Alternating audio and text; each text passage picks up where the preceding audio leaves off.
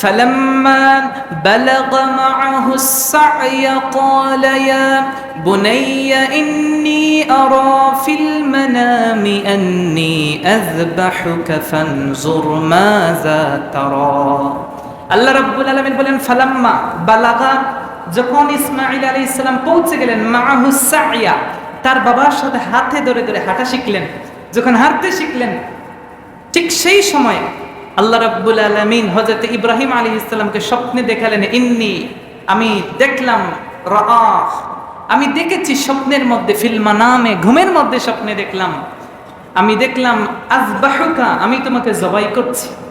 হযরত ইব্রাহিম আলাইহিস সালাম এই কথাটা ইসমাঈল আলাইহিস সালামকে বললেন যে বাবা, আমি নিজে দেখেছি স্বপ্নের মধ্যে তোমাকে, আমি বাবা হয়ে তুমি সন্তানকে আমি কি করছি, আল্লাহর রাহে কুরবানি করে ফেলছি।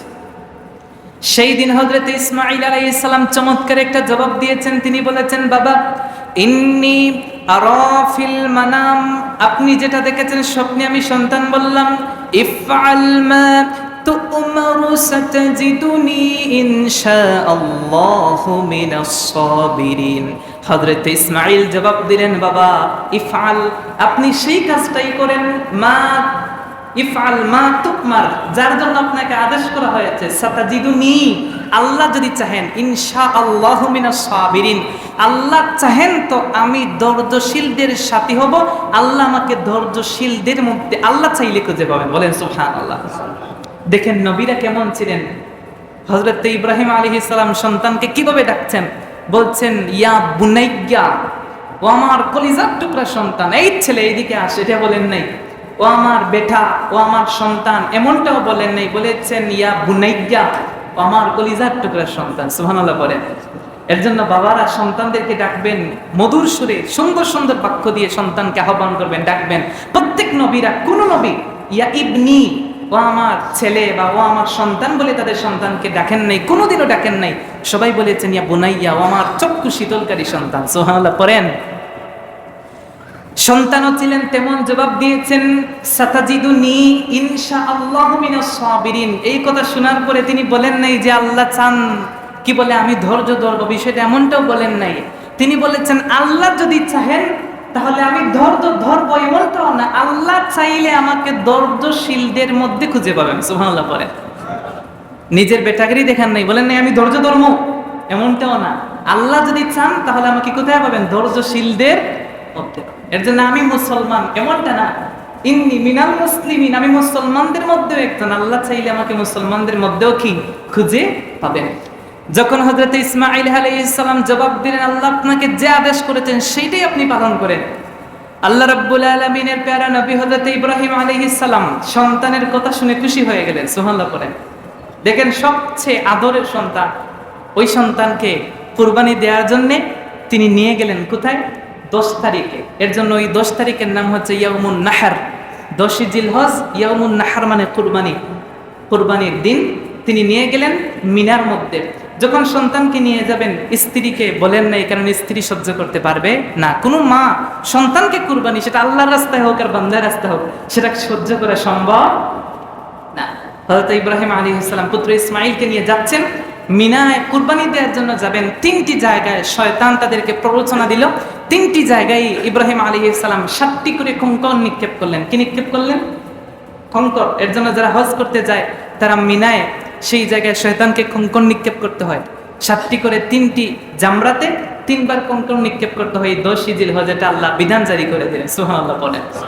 আমি সংক্ষেপ করছি, সময় শেষ যেহেতু। হযরত ইব্রাহিম আলাইহিস সালাম তার পুত্র ইসমাঈল আলাইহিস সালামকে নিলেন। নিয়ে যাওয়ার পরে সেই জায়গায় কুরবানি দিবেন। সন্তান দেখেন কেমন সন্তান, তিনিও তো নবী। তিনি বললেন, বাবা আপনি আমাকে শক্ত করে বেঁধে ফেলেন, আপনি আমার চোখ বেঁধে ফেলেন, কারণ আপনি যদি আমার চোখের দিকে তাকান তাহলে আপনার দরদ কাজ করবে, মায়া কাজ করবে, আপনি আমাকে কুরবানি করতে পারবেন না। তারপর বললেন, বাবা আপনি আপনার ছুরিটা খুব ভালো করে ধারালো করে নেন, কারণ এই ছুরি যদি ধারালো না হয় তাহলে আমার কুরবানি দেওয়ার পরে আমার জান বের হয়ে যেতে সময় লাগবে, আপনার কষ্ট হবে। আল্লাহু আকবার করবে। আপনি এটা ভালো করে ধারালো করে নেন। তারপর বাবা আপনি আমাকে শক্ত করে বেঁধে নেন যেন আমি নড়াচড়া করতে না পারি।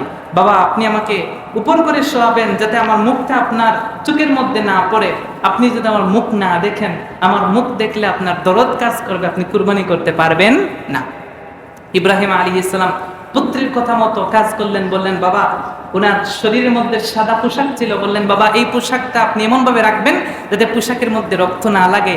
এই রক্তমাখা পোশাক আমার মা দেখলে আমার মা বরদাস্ত করতে পারবেন না। আর আপনি চাহেন তো আমার এই পোশাক আমার মায়ের কাছে নিয়ে যেতে পারেন, অথবা এই কাপড় দিয়ে আপনি আমার দাফনের কাজ সারতে পারেন। ইব্রাহিম আলাইহিস সালাম পুত্র ইসমাঈলকে কুরবানি করার জন্য যখন জমিনে ফেলে দিলেন, হাত পা বাঁধলেন, চক্ষু বাঁধলেন, শক্ত ছুরি নিলেন।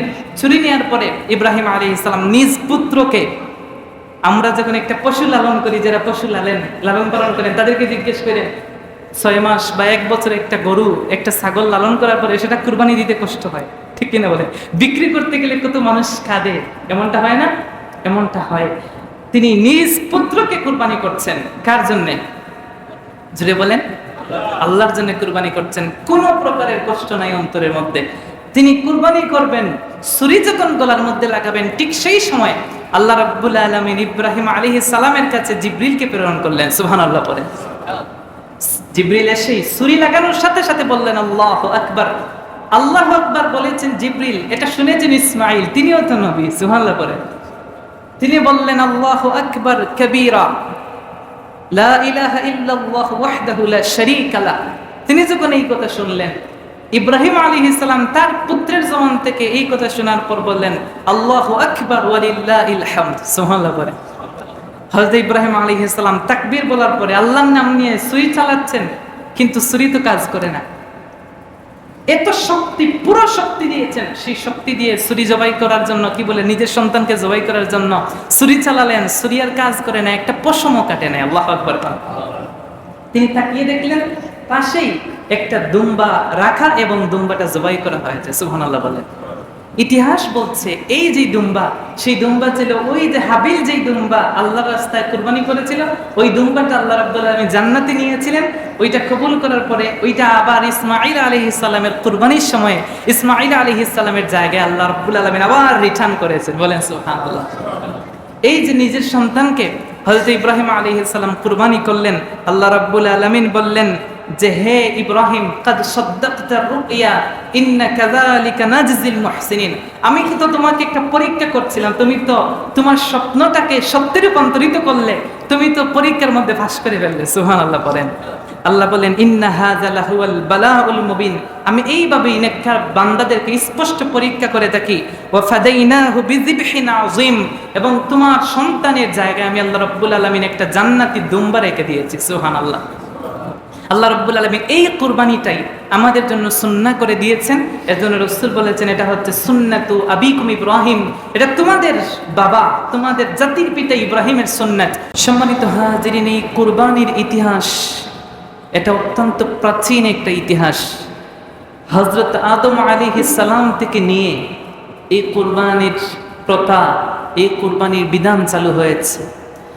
আমরা যে কুরবানি আদায় করি সেটা হচ্ছে রাসূল করিম সাল্লাল্লাহু আলাইহি ওয়া আলিহি ওয়াসাল্লামের আনিত বিধানে হযরত ইব্রাহিম আলাইহিস সালামের সুন্নাত কুরবানি। আজ আমরা প্রথমেই শুনব এই পৃথিবীর মধ্যে কুরবানি কিভাবে এসেছে।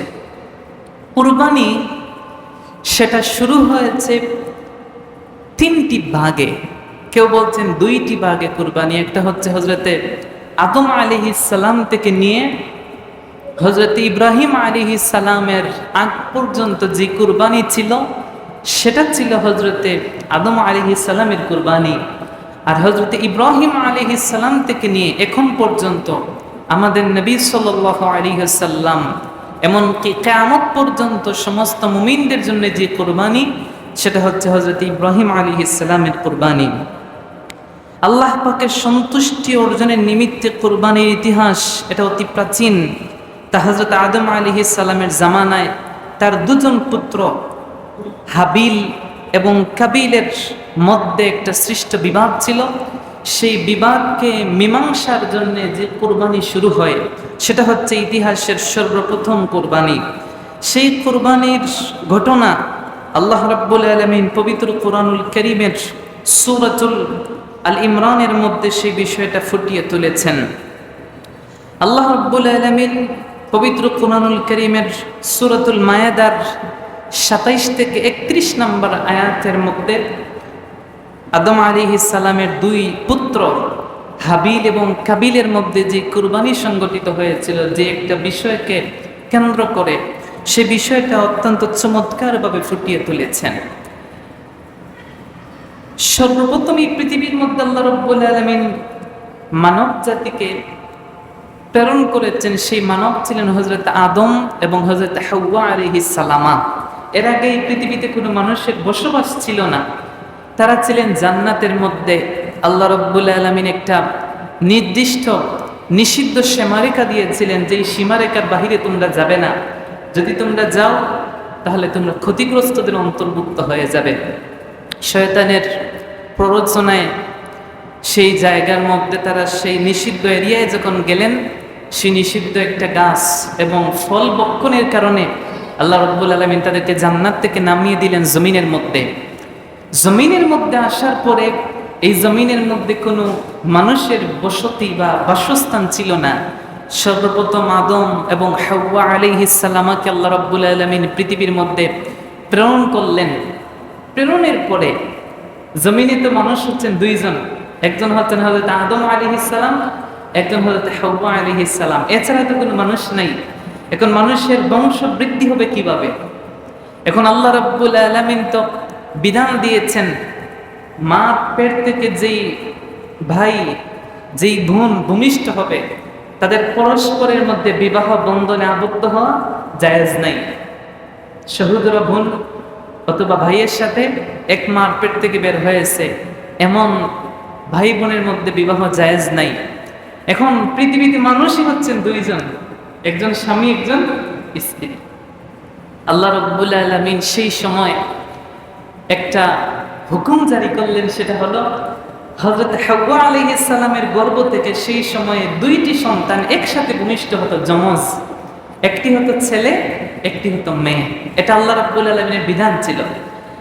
একসাথে একটা ছেলে একটা মেয়ে তারা যখন জন্মগ্রহণ করবে তাদের পরস্পরের মধ্যে বিবাহ জায়েজ নাই।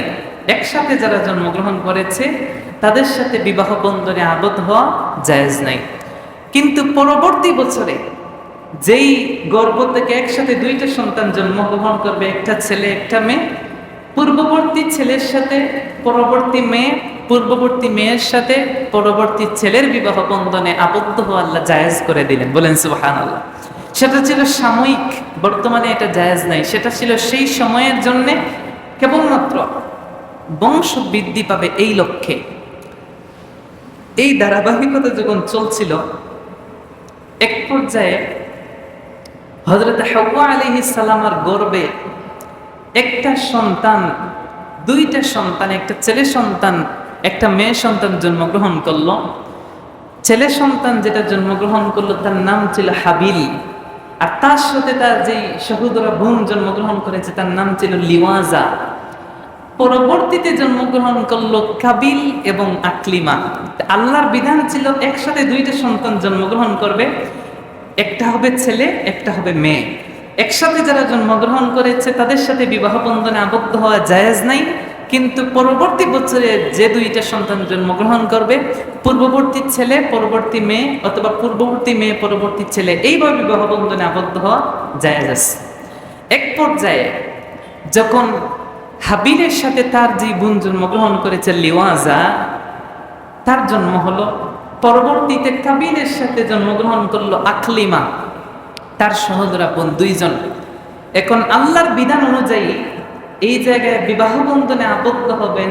হাবিল বিবাহ করবেন আকলিমাকে, কাবিল বিবাহ করবেন লিওয়াজাকে। এটা আল্লাহর বিধান। ঘটনাক্রমে ইতিহাস বলছে সেই সময়ে হাবিলের সাথে তার যে বোন জন্মগ্রহণ করেছেন সেই বোন ছিলেন খুবই সুন্দরী, আর কাবিলের সাথে যেই বোন জন্মগ্রহণ করেছেন আকলিমা, তিনি লিওয়াজার থেকে তুলনামূলক কম সুন্দরী।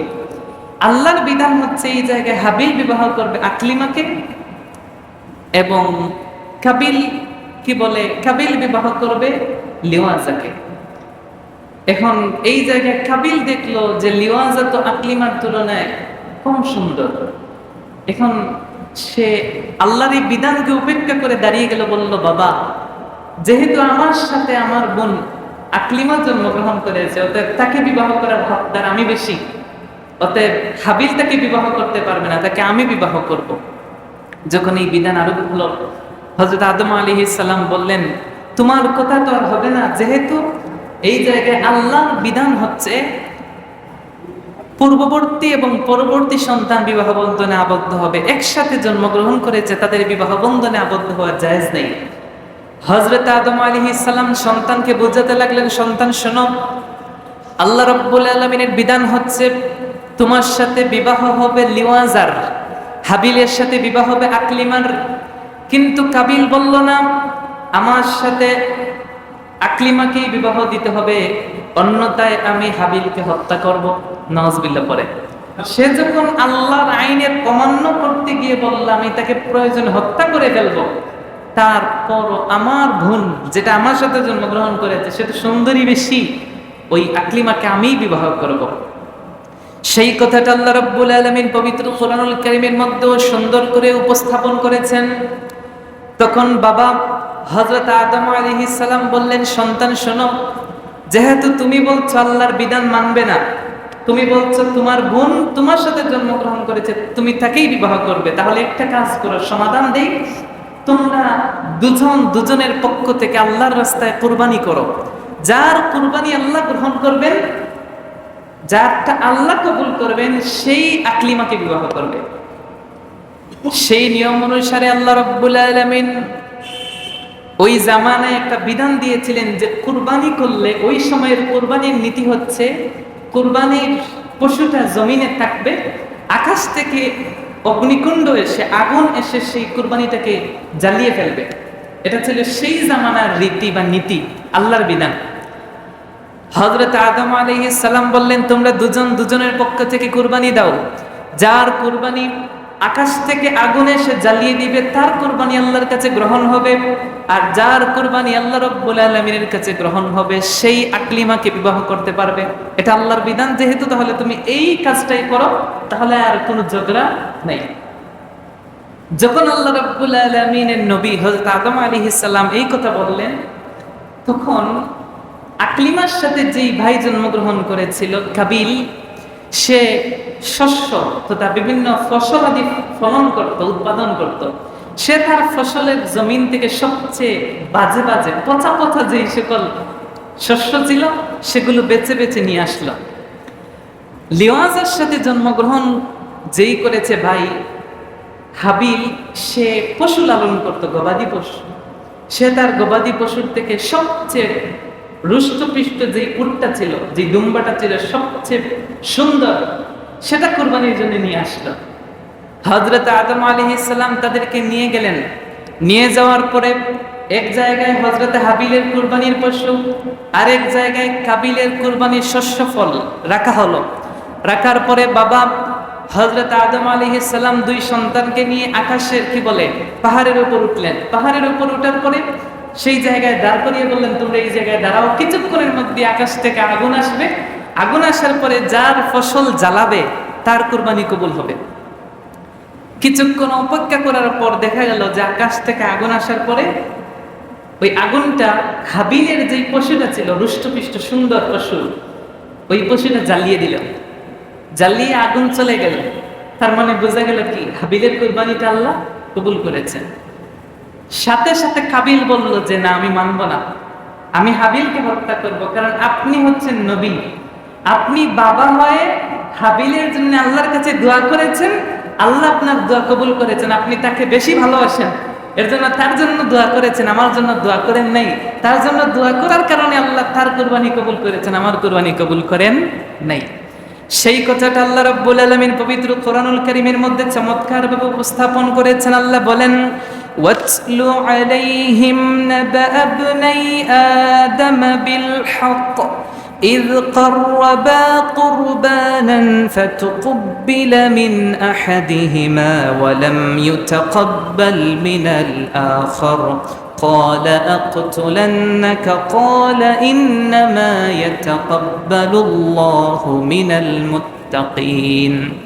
আল্লাহ রাব্বুল আলামিন সেই কথাটা একদম সুস্পষ্টভাবে বর্ণনা করছেন। আল্লাহ বলছেন, ওয়াতলু আলাইহিম, আল্লাহ আমাদের নবীকে আদেশ দিচ্ছেন, হে নবী আপনি ওয়াতলু আলাইহিম, আপনি তাদের নিকট বর্ণনা করুন, স্পষ্টভাবে বর্ণনা করুন, আবনাই আদম বিল হক, হযরত আদম আলাইহিস সালামের দুই পুত্রের সঙ্গে যেই ঘটনা হয়েছিল সেই ঘটনা আপনি একদম পুঙ্খানুপুঙ্খ সহিহ সনদে তাদের সাথে বর্ণনা করে দেন। আখি আমাদের কাছে আল্লাহ রাব্বুল আলামিনের প্যারা হাবিব যেন বলে দেন সেই কুরবানির কাহিনী, সেটা আল্লাহ রাব্বুল আলামিন আমাদের নবীকে আদেশ দিচ্ছেন।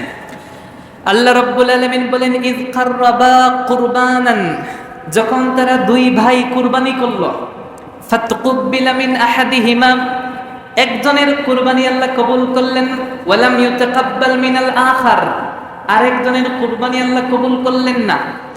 আল্লাহ রাব্বুল আলামিন বলেন, যখন একজনের কুরবানি কবুল করলেন তো তা যখন হাবিলের কুরবানি কবুল হলো, কাবিলের কুরবানি কবুল হয় নাই। সাথে সাথে কাবিল বলল, লা আকতুলান্নাকা, আমি অবশ্যই তোমাকে হত্যা করব। হাবিলকে হত্যা করার কথা বলল কাবিল, বলল আমি তোমাকে অবশ্যই কি করব, হত্যা করব। আল্লাহ রাব্বুল আলামিন বলেন, তখন হাবিল জবাব দিল, ইন্নামা ইয়াতাকাব্বালুল্লাহু মিনাল মুত্তাকিন, ও আমার ভাই তুমি কি মনে করেছো তুমি তোমার ফসলের মধ্যে সবচেয়ে বাদ ফসল যেগুলা পোষা, যেগুলো ইউজ করা যাবে না, খাওয়া যাবে না, সেগুলো এনে আল্লাহর রাস্তায় দিয়েছো, তোমার কবুল আল্লাহ কেমনে কবুল করবেন? দ্বিতীয় নম্বর কথা, আল্লাহর বিধান হচ্ছে একসাথে ভূমিষ্ঠ হলে ভাই বোনের মধ্যে বিবাহ জায়েজ নাই, কিন্তু এক বছর গ্যাপ দিয়ে পরবর্তী বছর যে জন্মগ্রহণ করবে তাদের মধ্যে বিবাহ জায়েজ। আল্লাহর বিধানকে অমান্য করেছো, কেমনে আল্লাহ তোমারটা কবুল করবেন? ইন্নামা ইয়াতাকাব্বালুল্লাহ, নিশ্চয়ই আল্লাহ তো কবুল করেন মিনাল মুত্তাকিন, যারা তাকওয়াবান মুত্তাকিদের কুরবানি আল্লাহ কবুল করেন। বলেন সুবহানাল্লাহ। অতএব তোমার কুরবানি আল্লাহ কবুল করেন নাই, এটা আল্লাহর বিধান। সে বলল আমি তোমাকে হত্যা করবই করব, লা আকতুলান্নাকা, লাম তাকিদ দিয়ে বলল অবশ্যই আমি তোমাকে হত্যা করব। আল্লাহ রাব্বুল আলামিন বলেন, লা ইম বাসাত্তা ইলাইয়া ইয়াদাকা লিতাকতুলানি মা আনা বিবাসিতিন ইয়াদিয়া ইলাইকা লা আকতুলাক ইন্নী আখাফুল্লাহ রাব্বাল আলামিন। আল্লাহ রাব্বুল আলামিন বলেন, যখন হযরতে আদম আলাইহিস সালামের দুই পুত্র হাবিল এবং কাবিলের মধ্যে এই ঝগড়া শুরু হলো, তখন হাবিল বলল যে ভাই দেখো, তুমি যদি আমাকে হত্যা করার জন্য তোমার হাত প্রশস্ত করো, আমার দিকে যদি তোমার হাত বাড়াও আমাকে হত্যা করার জন্য, সে বলল মা আনা বিবাসিতিন ইলাইয়া ইয়াদাইকা, আমি আমার হাত তোমাকে হত্যা করার জন্য বাড়াবো না। তুমি আমাকে যদি হত্যা করতে চাও হত্যা করতে পারো, সমস্যা নাই, কিন্তু আমি নিজেকে বাঁচানোরও চেষ্টা করব না। তার কারণ কি? ইন্নী আখাফুল্লাহ, আমি আল্লাহ রাব্বুল আলামিনকে ভয় করি। তুমি তো আল্লাহকে ভয় করো না, যদি আল্লাহকে ভয় করতে তাহলে আল্লাহর আইনের বিরুদ্ধে তুমি যেতে না। আল্লাহ রাব্বুল আলামিন বলেন, ইন্নী উরিদু আন তাবুআ বিইসমি ওয়া ইসমিকা ফাসবাহা মিন ওয়া ফাতাকুনা মিন আসহাবিন নার। সেই সময় হাবিল বলল, ভাই তুমি যদি আমাকে হত্যা করো সমস্যা নাই, তুমি যদি আমাকে হত্যা করো তাহলে আমার যে সকল গুনাহ এবং তোমার যে সকল গুনাহ, সব গুনাহ আল্লাহ তোমার কাদের মধ্যে চাপিয়ে দিবেন। বলেন নাউজুবিল্লাহ। হত্যা করতে পারো সমস্যা নাই, কিন্তু আমার গুনাহ যেগুলো আছে সব গুনাহ আল্লাহ তোমাকে দিয়ে দিবেন। এর জন্য মানুষ হত্যা করতে গেলে বুঝে শুনে হত্যা করবেন। কাউকে হত্যা করলে তার যে সকল গুনাহ আছে সব গুনাহ হত্যা যে করবে তার গায়ে আল্লাহ চাপিয়ে দেন। নাউজুবিল্লাহ বলেন।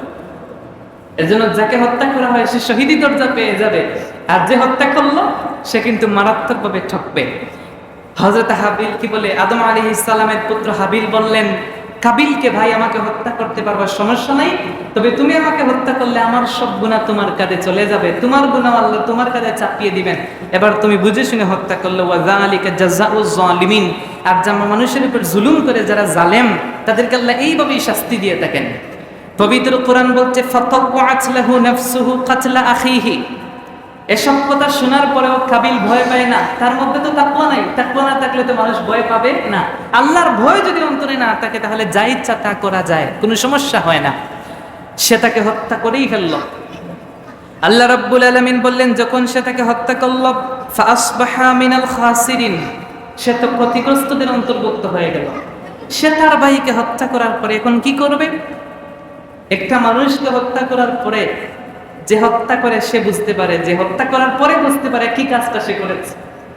কাবিল হত্যা করার পর তো তার মাথায় আর কাজ করে না, যে কি করলাম আমি, আমার ভাইকে হত্যা করে ফেললাম একটা নারীর জন্য। কিসের জন্য বলেন তো? তাও নারীটা একটু সুন্দর, বেশি সুন্দর না। আকাশে সর্বপ্রথম যে ঝগড়া হয়েছে নারী নিয়া, জমিনের সবচেয়ে বড় ফিতনা যেটা হয়েছে সেটা কি নিয়া? নারী নিয়া। সে বলল, একটা নারীর জন্য আমার ভাইকে আমি হত্যা করলাম। এখন ভাইকে হত্যা করার পরে ভাইয়ের যে দেহ আছে, মৃতদেহ কি করবে? মাথায় কাজ করে না। হত্যা করার পরে কিন্তু মানুষের মাথায় আর কাজ করে। আল্লাহ রাব্বুল আলামিন বলেন, فبعث الله غرابا يبحث في الأرض ليريه كيف يواري سوءات أخيه। আমি আল্লাহ রাব্বুল আলামিন একটা কাক চিনেন তো, কালো পাখি যেটা কাক আছে, আল্লাহ রাব্বুল আলামিন একটা কাককে পাঠালেন। সেই কাক আসার পরে তার সামনে আরেকটা কাককে হত্যা করলো। আল্লাহ রাব্বুল আলামিন বলেন, একটা কাককে যখন পাঠাইলাম, ওই কাক এসে আরেকটা কাককে হত্যা করলো। হত্যা করার পরে ইয়া ওয়াইলাতা আ'জাজতু আন আকুনা মিসলা হাযাল গুরাব, সেই কাক এসে যখন আরেকটা কাককে হত্যা করলো, হত্যা করার পরে সে মাটি খনন করলো। মাটি খুঁড়ে মাটির মধ্যে ওই কাকটাকে রেখে মাটি চাপা দিয়ে দিল। কাবিল তাকিয়ে তাকিয়ে দেখলো আর বলল, হায়, আমি কি করলাম? আমি আমার ভাইকেই হত্যা করে ফেললাম। অথচ একটা মানুষ হত্যার পরে সেই মানুষটাকে কোথায় রাখবো? মাটি খুঁড়ে মাটির নিচে যে রাখবো, এই জ্ঞানটুকু আমার নাই। কিন্তু একটা কাক, সে আরেকটা কাককে হত্যা করলো। হত্যা করার পরে সে মাটির মধ্যে তাকে খুঁড়ে ফেললো, কবর দিয়ে দিল, অথচ ওই জ্ঞানটুকু আমার নাই। আল্লাহ রাব্বুল আলামিন বলছেন, তখন সে ফাসবাহা মিনান নাদিমিন, তখন সে অনুতপ্ত হলো, তখন সে তার ভুল বুঝতে পারলো, তখন সে নিজের আত্মসমালোচনা করলো, নিজের ভুল নিজে বুঝতে পেরে অশান্তি করতে শুরু করে দিল যে আমি করলামটা কি। এই যে নিজের ভাইকে হত্যা করেছিল, পিছনে কোনো কারণ ছিল না, কারণ ছিল একটা নারী। কারণ কি ছিল বলেন তো? একটা নারী। আল্লাহ রাব্বুল আলামিন বিধান দিয়েছিলেন, ওই বিধানটা সে অমান্য করেছিল। ওই আদম আলাইহিস সালামের জামানা থেকে ইব্রাহিম আলাইহিস সালাম এর জামানার আগ পর্যন্ত এই বিধানই চালু ছিল।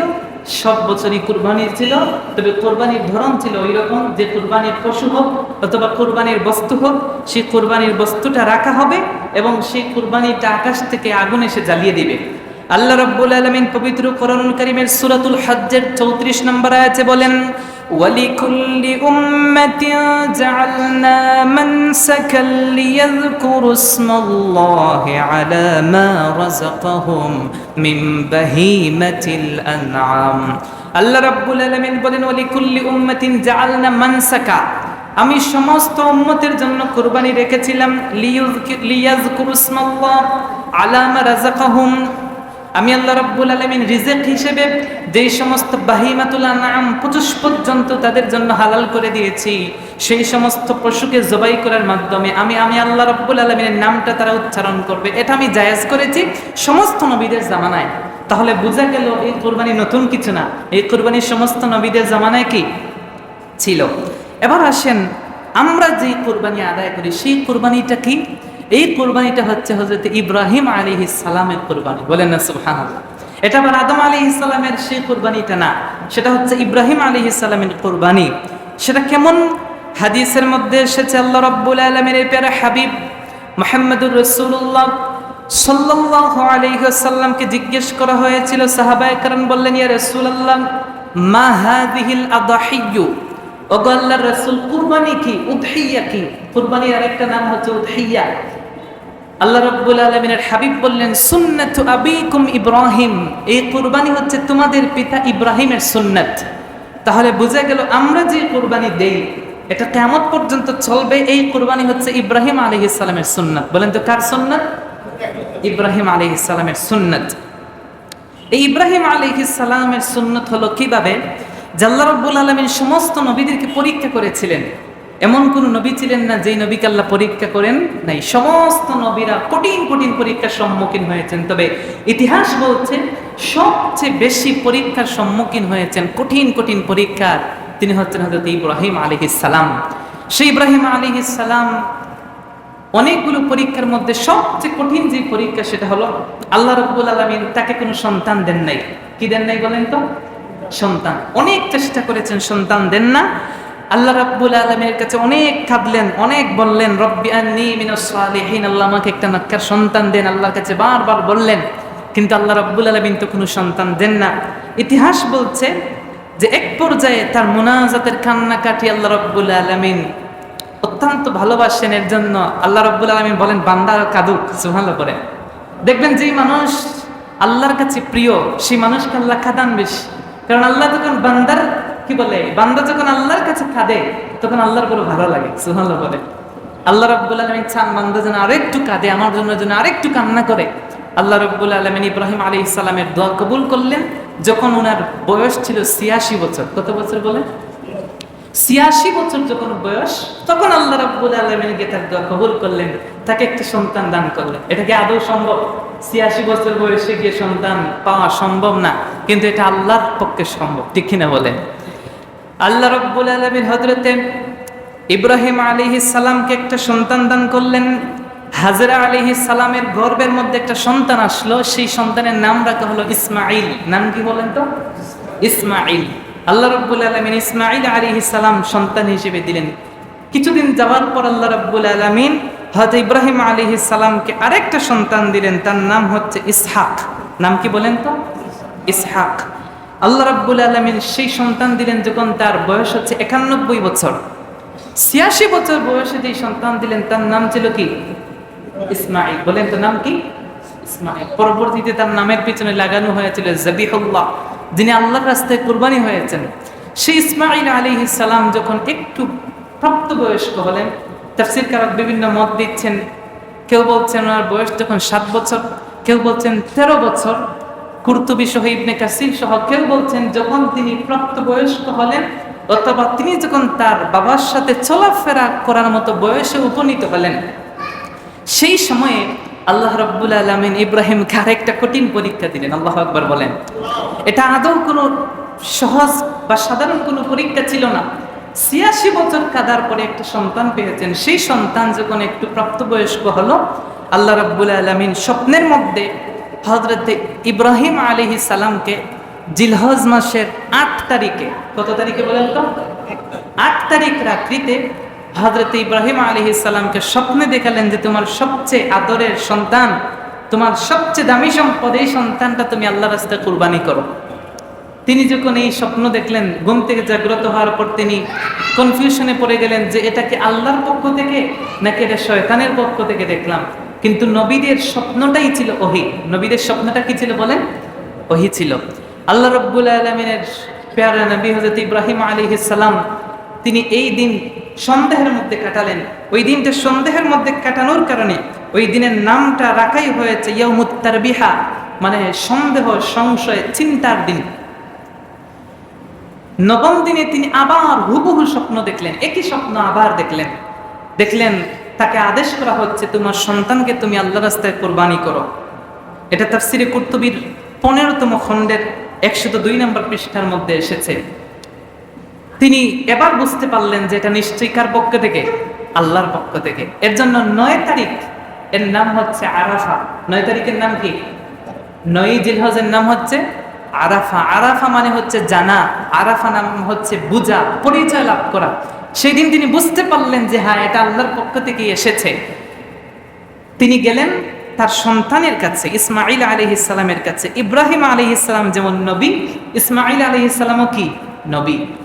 সেই কথাটা আল্লাহ রাব্বুল আলামিন পবিত্র কোরআনুল কারীমের মধ্যে চমৎকারভাবে বর্ণনা করেছেন। আল্লাহ রাব্বুল আলামিন বলেন, ফালাম্মা বালাগা মাআহুস সা'য়া ক্বালা ইয়া বুনাইয়া ইন্নী আরা ফিল মানামি আন্নী আযবাহুকা ফানজুর মাযা তারা। আল্লাহ রাব্বুল আলামিন বলেন ফালাম্মা বালাগা, যখন ইসমাঈল আলাইহিস সালাম পৌঁছে গেলেন, মাআহুস সা'য়া, তার বাবার সাথে হাতে ধরে ধরে হাঁটা শিখলেন। যখন হাঁটতে শিখলেন, ঠিক সেই সময় আল্লাহ রাব্বুল আলামিন হযরত ইব্রাহিম আলাইহিস সালামকে স্বপ্নে দেখালেন, ইন্নী, আমি দেখলাম, রাআহ, আমি দেখেছি স্বপ্নের মধ্যে, ফিল মানামে, ঘুমের মধ্যে স্বপ্নে দেখলাম, আমি দেখলাম, আযবাহুকা, আমি তোমাকে জবাই করছি। হযরত ইব্রাহিম আলাইহিস সালাম এই কথাটা ইসমাঈল আলাইহিস সালামকে বললেন যে বাবা, আমি নিজে দেখেছি স্বপ্নের মধ্যে তোমাকে, আমি বাবা হয়ে তুমি সন্তানকে আমি কি করছি? আল্লাহর রাহে কুরবানি করে ফেলছি। সেই দিন হযরত ইসমাঈল আলাইহিস সালাম চমৎকার একটা জবাব দিয়েছেন। তিনি বলেছেন, বাবা, ইন্নী আরা ফিল মানাম, আপনি যেটা দেখেছেন স্বপ্নে, আমি সন্তান বললাম, ইফআল মা তু'মারু সাতাজিদুনি ইনশাআল্লাহু মিনাস সাবিরিন। হযরত ইসমাঈল জবাব দিলেন, বাবা ইফআল, আপনি সেই কাজটাই করেন, মা ইফআল মা তু'মার, যার জন্য আপনাকে আদেশ করা হয়েছে, সাতাজিদুনি, আল্লাহ যদি চাহেন, ইনশাআল্লাহু মিনাস সাবিরিন, আল্লাহ চাহেন তো আমি ধৈর্যশীলদের সাথী হব। আল্লাহ আমাকে ধৈর্যশীলদের মধ্যে আল্লাহ চাইলে খুঁজে পাবেন। বলেন সুবহানাল্লাহ। দেখেন নবীরা কেমন ছিলেন। হযরত ইব্রাহিম আলাইহিস সালাম সন্তানকে কিভাবে ডাকছেন, বলছেন ইয়া বুনাইয়া, ও আমার কলিজার টুকরা সন্তান, এই ছেলে এইদিকে আসে, এটা বলেন নাই। ও আমার বেটা, ও আমার সন্তান, এমনটাও বলেন নাই, বলেছেন ইয়া বুনাইয়া, ও আমার কলিজার টুকরা সন্তান। সুবহানাল্লাহ বলেন। এর জন্য বাবারা সন্তানদেরকে ডাকবেন মধুর সুরে, সুন্দর সুন্দর বাক্য দিয়ে সন্তানকে আহ্বান করবেন, ডাকবেন। প্রত্যেক নবীরা, কোন নবী ইয়া ইবনি, ও আমার ছেলে বা ও আমার সন্তান বলে তাদের সন্তানকে ডাকেন নাই, কোনোদিনও ডাকেন নাই। সবাই বলেছেন ইয়া বুনাইয়া, ও আমার চক্ষু শীতলকারী সন্তান। সুবহানাল্লাহ পড়েন। সন্তানও ছিলেন তেমন, জবাব দিয়েছেন সাতাজিদুনি ইনশাআল্লাহু মিনাস সাবিরিন। এই কথা শোনার পরে তিনি বলেন নাই যে আল্লাহ চান কি বলে আমি ধৈর্য ধরবো, বিষয়টা এমনটাও বলেন নাই। তিনি বলেছেন আল্লাহ যদি চাহেন তাহলে আমি ধৈর্য ধরবো, এমনটাও না, আল্লাহ চাইলে আমাকে ধৈর্যশীলদের মধ্যে খুঁজে পাবেন। সুবহানাল্লাহ পড়েন। নিজের বেটাগিরি দেখান নাই, বলেন নাই আমি ধৈর্য ধরবো, এমনটাও না, আল্লাহ যদি চান তাহলে আমাকে কোথায় পাবেন, ধৈর্যশীলদের মধ্যে। এর জন্য আমি মুসলমান, এমনটা না, ইন্নী মিনাল মুসলিমিন, আমি মুসলমানদের মধ্যেও একজন, আল্লাহ চাইলে আমাকে মুসলমানদের মধ্যেও কি খুঁজে পাবেন। যখন হযরত ইসমাঈল আলাইহিস সালাম জবাব দিলেন, আল্লাহ আপনাকে যে আদেশ করেছেন সেইটাই আপনি পালন করেন। আল্লাহ রাব্বুল আলামিনের প্যারা নবী হযরত ইব্রাহিম আলাইহিস সালাম সন্তানের কথা শুনে খুশি হয়ে গেলেন। সুবহানাল্লাহ পড়েন। দেখেন সবচেয়ে আদরের সন্তান, ওই সন্তানকে কুরবানি দেওয়ার জন্য তিনি নিয়ে গেলেন কোথায়, 10 তারিখে। এর জন্য ওই 10 তারিখের নাম হচ্ছে ইয়াউমুন নাহর, 10ই জিলহজ। ইয়াউমুন নাহর মানে কুরবানি, কুরবানির দিন। তিনি নিয়ে গেলেন মিনার মধ্যে। যখন সন্তানকে নিয়ে যাবেন, স্ত্রীকে বলেন নাই, কারণ স্ত্রী সহ্য করতে পারবে না। কোনো মা সন্তানকে কুরবানি, সেটা আল্লাহর রাস্তায় হোক আর বান্দার রাস্তায় হোক, সেটা সহ্য করা সম্ভব না। হযরত ইব্রাহিম আলাইহিস সালাম পুত্র ইসমাঈলকে নিয়ে যাচ্ছেন মিনায়, কুরবানি দেওয়ার জন্য যাবেন। 3টি জায়গায় শয়তান তাদেরকে প্ররোচনা দিল। 3টি জায়গায় ইব্রাহিম আলাইহিস সালাম 7টি করে কঙ্কর নিক্ষেপ করলেন। কি নিক্ষেপ করলেন? কঙ্কর। এর জন্য যারা হজ করতে যায় তারা মিনায় সেই জায়গায় শয়তানকে কঙ্কর নিক্ষেপ করতে হয়। 7টি করে 3টি জামরাতে 3বার কঙ্কর নিক্ষেপ করতে হয়। 10ই জিলহজ, এটা আল্লাহ বিধান জারি করে দিলেন। সুবহানাল্লাহ বলেন। আমি সংক্ষেপ করছি, সময় শেষ যেহেতু। হযরত ইব্রাহিম আলাইহিস সালাম তার পুত্র ইসমাঈল আলাইহিস সালামকে নিলেন। নিয়ে যাওয়ার পরে সেই জায়গায় কুরবানি দিবেন। সন্তান দেখেন কেমন সন্তান, তিনিও তো নবী। তিনি বললেন, বাবা আপনি আমাকে শক্ত করে বেঁধে ফেলেন, আপনি আমার চোখ বেঁধে ফেলেন, কারণ আপনি যদি আমার চোখের দিকে তাকান তাহলে আপনার দরদ কাজ করবে, মায়া কাজ করবে, আপনি আমাকে কুরবানি করতে পারবেন না। তারপর বললেন, বাবা আপনি আপনার ছুরিটা খুব ভালো করে ধারালো করে নেন, কারণ এই ছুরি যদি ধারালো না হয় তাহলে আমার কুরবানি দেওয়ার পরে আমার জান বের হয়ে যেতে সময় লাগবে, আপনার কষ্ট হবে। আল্লাহু আকবার করবে। আপনি এটা ভালো করে ধারালো করে নেন। তারপর বাবা আপনি আমাকে শক্ত করে বেঁধে নেন যেন আমি নড়াচড়া করতে না পারি। বাবা আপনি আমাকে উপর করে শোয়াবেন যাতে আমার মুখটা আপনার চোখের মধ্যে না পড়ে। আপনি যদি আমার মুখ না দেখেন, আমার মুখ দেখলে আপনার দরদ কাজ করবে, আপনি কুরবানি করতে পারবেন না। ইব্রাহিম আলাইহিস সালাম পুত্রের কথা মতো কাজ করলেন। বললেন, বাবা ওনার শরীরের মধ্যে সাদা পোশাক ছিল, বললেন বাবা এই পোশাকটা আপনি এমনভাবে রাখবেন যাতে পোশাকের মধ্যে রক্ত না লাগে। এই রক্তমাখা পোশাক আমার মা দেখলে আমার মা বরদাস্ত করতে পারবেন না। আর আপনি চাহেন তো আমার এই পোশাক আমার মায়ের কাছে নিয়ে যেতে পারেন, অথবা এই কাপড় দিয়ে আপনি আমার দাফনের কাজ সারতে পারেন। ইব্রাহিম আলাইহিস সালাম পুত্র ইসমাঈলকে কুরবানি করার জন্য যখন জমিনে ফেলে দিলেন, হাত পা বাঁধলেন, চক্ষু বাঁধলেন, শক্ত ছুরি নিলেন। ছুরি নেওয়ার পরে ইব্রাহিম আলাইহিস সালাম নিজ পুত্রকে, আমরা যখন একটা পশু লালন করি, যারা পশু লালন পালন করেন তাদেরকে জিজ্ঞেস করেন 6 মাস বা 1 বছর একটা গরু একটা ছাগল লালন করার পরে সেটা কুরবানি দিতে কষ্ট হয়, ঠিক কিনা বলে? বিক্রি করতে গেলে কত মানুষ কাঁদে, এমনটা হয় না? এমনটা হয়। তিনি নিজ পুত্রকে কুরবানি করছেন। কার জন্যে? জুড়ে বলেন। আল্লাহর জন্য কুরবানি করছেন। কোনো প্রকারের কষ্ট নাই অন্তরের মধ্যে। তিনি কুরবানি করবেন, ছুরি যখন গলার মধ্যে লাগাবেন, ঠিক সেই সময় আল্লাহ রাব্বুল আলামিন ইব্রাহিম আলাইহিস সালামের কাছে জিবরিলকে প্রেরণ করলেন। সুবহানাল্লাহ পড়ে। জিবরিল এসেই ছুরি লাগানোর সাথে সাথে বললেন আল্লাহু আকবার। আল্লাহু আকবার বলেছেন জিবরিল, এটা শুনেছেন ইসমাঈল, তিনিও তো নবী, সুবহানাল্লাহ পড়ে। তিনি বললেন আল্লাহু আকবার কাবীরা লা ইলাহা ইল্লাল্লাহু ওয়াহদাহু লা শারীকা লাহ। তিনি যখন এই কথা শুনলেন, ইব্রাহিম আলাইহিস সালাম তার পুত্রের জবান থেকে এই কথা শোনার পর বললেন আল্লাহু আকবার ওয়ালিল্লাহিল হামদ, সুবহানাল্লাহ পড়ে। হযরত ইব্রাহিম আলাইহিস সালাম তাকবীর বলার পরে আল্লাহর নাম নিয়ে ছুরি চালাচ্ছেন, কিন্তু ছুরি তো কাজ করে না। এত শক্তি, পুরো শক্তি দিয়েছেন, সেই শক্তি দিয়ে ছুরি জবাই করার জন্য, কি বলে, নিজের সন্তানকে জবাই করার জন্য ছুরি চালালেন, ছুরি আর কাজ করে না, একটা পশমও কাটে না। আল্লাহু আকবার। তিনি তাকিয়ে দেখলেন পাশেই একটা দুম্বা রাখা এবং দুম্বাটা জবাই করা হয়েছে, সুবহানাল্লাহ বলে। ইতিহাস বলছে এই যে দুম্বা, সেই দুম্বা ছিল ওই যে হাবিল, যেই দুম্বা আল্লাহর রাস্তায় কুরবানি করেছিল, ওই দুম্বাটা আল্লাহ রাব্বুল আলামিন জান্নাতে নিয়েছিলেন। ওইটা কবুল করার পরে ওইটা আবার ইসমাঈল আলাইহিস সালামের কুরবানির সময় ইসমাঈল আলাইহিস সালামের জায়গায় আল্লাহ রাব্বুল আলামিন আবার রিটার্ন করেছেন, বলেন সুবহানাল্লাহ। এই যে নিজের সন্তানকে হযরত ইব্রাহিম আলাইহিস সালাম কুরবানি করলেন, আল্লাহ রাব্বুল আলামিন বললেন যে হে ইব্রাহিম, কাদ সাদ্দাকতা রুকইয়া ইন্না কাযালিকা নাজজিল মুহসিনিন। আমি কিন্তু তোমাকে একটা পরীক্ষা করছিলাম, তুমি তো তোমার স্বপ্নটাকে সত্যে রূপান্তরিত করলে, তুমি তো পরীক্ষার মধ্যে পাস করে ফেললে, সুবহানাল্লাহ বলেন। আল্লাহ বলেন ইন্না হাযা লাহুয়াল বালাউল মুবিন, আমি এইভাবেই নেককার বান্দাদেরকে স্পষ্ট পরীক্ষা করে থাকি। ওয়া ফাদাইনাহু বিযিবহিন আযীম, এবং তোমার সন্তানের জায়গায় আমি আল্লাহ রাব্বুল আলামিন একটা জান্নাতি দুম্বা রেখে দিয়েছি, সুবহানাল্লাহ। আল্লাহ রাব্বুল আলামিন এই কুরবানিটাই আমাদের জন্য সুন্নাহ করে দিয়েছেন। এর জন্য রাসূল বলেছেন এটা হচ্ছে সুন্নাতু আবিকুম ইব্রাহিম, এটা তোমাদের বাবা, তোমাদের জাতির পিতা ইব্রাহিমের সুন্নাত। আর আল্লাহ পবিত্র কোরআনে বলেছেন ফাসাল্লি লিরাব্বিকা ওয়ানহার। আল্লাহ রাসূল সাল্লাল্লাহু আলাইহি ওয়াসাল্লামকে, আমাদের নবীকে আল্লাহ একদম স্পষ্ট বলছেন ফাসাল্লি, আপনি নামাজ পড়েন, লিরাব্বিকা, আপনার প্রভুর জন্য, ওয়ানহার, এবং কুরবানি করেন। অন্যত্র আল্লাহ রাব্বুল আলামিন বলেছেন কুল ইন্না সলাতি ওয়া নুসুকি ওয়া মাহইয়ায়া ওয়া মামাতি লিল্লাহি রাব্বিল আলামিন, আপনি বলেন যে নিশ্চয়ই আমার নামাজ, আমার কুরবানি, আমার জীবন, আমার মরণ কেবলমাত্র আল্লাহর জন্য। এর জন্য এই কুরবানিটা এটা ইসলামের একটা শাঈর, একটা বিশাল নিদর্শন।